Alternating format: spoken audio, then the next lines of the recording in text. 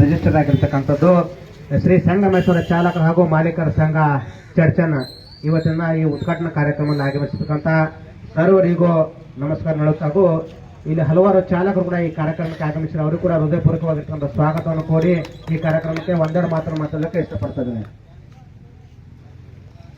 ಮೊದಲಿಗೆ ಈ ಚಾಲಕರ ಸಂಘ ಅಂದ್ರ ಇದು ಮೊದಲೇ ಆಗ್ಬೇಕಾಯ್ತು.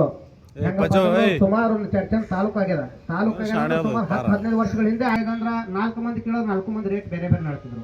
ಒಬ್ರು 2000 ಹತ್ತಿರು, ಒಬ್ರು 2200 ಹತ್ತಿರು, ಒಬ್ರು 2500 ಹತ್ತಿರು, ಒಬ್ರು 1500 ಮಾಡ್ತಿರು. ನಿಮ್ಮಲ್ಲಿ ಗೊಂದಲ ಇತ್ತು. ಏನಪ್ಪಾ ಅಂತಂದ್ರ ಒಂದ್ ಊರಿಗೆ ಹೋಗ್ಬೇಕಾಗಿತ್ತಂದ್ರ ರೇಟ್ ಇಷ್ಟೇ ಅನ್ನೋದು ಯಾರ ಬಳಿ ಕನ್ಫರ್ಮೇಶನ್ ಇತ್ತಲ್ಲ. ಈಗೇನಿಲ್ಲ, ನೀವು ಯಾರೇ ಬರ್ಲಿ ಇವತ್ತು ನೀವು ರೇಟ್ ಹಾಕ್ಬಿಟ್ಟಿರಿ. 4 ಜನ ಇದ್ರ ವಿಜಯಪುರಕ್ಕೆ 2000, 6 ಜನ ಇದ್ದ 2300 ಮತ್ತು ಕ್ರೋಜರ್ ಬಂದ 3000. ಇದು ಫಿಕ್ಸ್.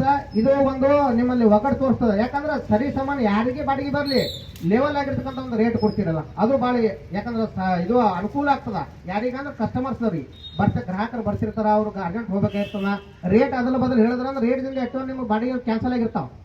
ಇನ್ನು ಕ್ಯಾನ್ಸಲ್ ಆಗೋದಿಲ್ಲ. ಇದೊಂದು ರಿಜಿಸ್ಟ್ರೇಷನ್ ಆಗ್ತದೆ. ಮತ್ತು ನಿಮ್ಮ ಸಂಘ ರಿಜಿಸ್ಟ್ರೇಷನ್ ಅನ್ನೋದು ಎದಕ್ಕೂ ಇಂಪಾರ್ಟೆಂಟ್ ಅಂತಕ್ಕಂಥದ್ದು ವಿಶೇಷವಾಗಿ ಹೇಳ್ತೀನಿ. ನೀವೆಲ್ಲರೂ ಚಾಲಕರು, ನೀವೆಲ್ಲರೂ ಏನು ಮಾಡ್ತಿರ್ತೀರಿ, ನಿಮ್ಮದು ಹಗಲ ರಾತ್ರಿ ನೀವು ಡ್ರೈವಿಂಗ್ ಮಾಡ್ತಿರ್ತೀರಿ. ನಿಮಗೆ ನಿದ್ದೆನೂ ತಡ್ಕೋತೀರಿ ಅಥವಾ ಊಟನೂ ತಡ್ಕೋತೀರಿ, ಎಲ್ಲನೂ ತಡ್ಕೋತೀರಿ. ಅರ್ಜೆಂಟ್ ಹೋಗ್ಬೇಕಾಯ್ತಂದ್ರೆ ಸುಮಾರು 8-10 ಗಂಟೆಗಳ ಕಾಲ ನಿರಂತರವಾಗಿ ಹೊಡಿತಿರ್ತೀರಿ.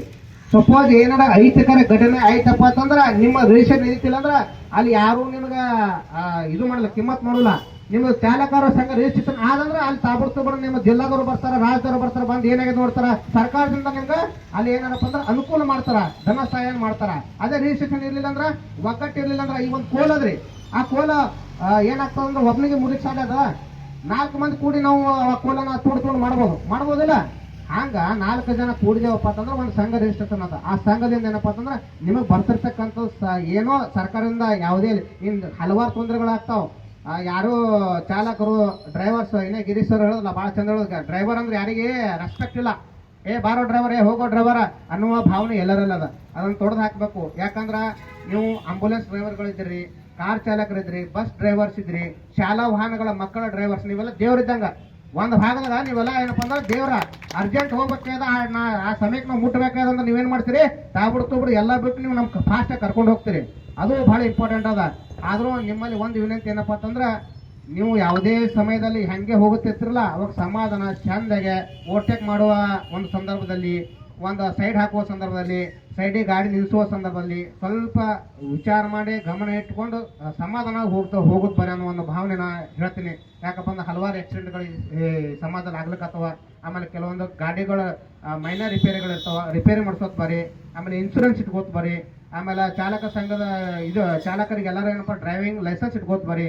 ನೀವೆಲ್ಲ ಕಾಯ್ದೆಶೀರ ಪಾಲನೆ ಮಾಡಿದ್ರೆ ನಿಮ್ಗೆ ಯಾವುದೇ ರೀತಿ ಅಂಜಿಕೆ ಇರುವುದಿಲ್ಲ.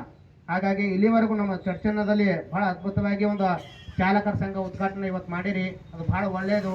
ನಿಮ್ಗೆ ಏನೇ ಸಮಸ್ಯೆ ಬೇಕಂದ್ರೆ ನಾವು ಸದಾಕಾಲ ನಿಮ್ಮ ಜೊತೆ ಇರ್ತೇವೆ. ನೀವು ಯಾವುದೇ ರೀತಿ ಗಾಬರಿ ಆಗುವ ಅವಶ್ಯಕತೆ ಇಲ್ಲ.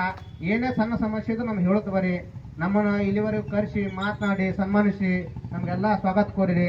ತಮಗೆಲ್ಲರಿಗೂ ತುಂಬ ಹೃದಯ ದಾನ ಹೇಳುತ್ತಾ ಒಂದೆರಡು ಮಾತನ್ನು ಮುಗಿಸ್ತೀನಿ. ಜೈ ಹಿಂದ್, ವಂದೇ ಭಾರತ್ ಮಾತ್ರ.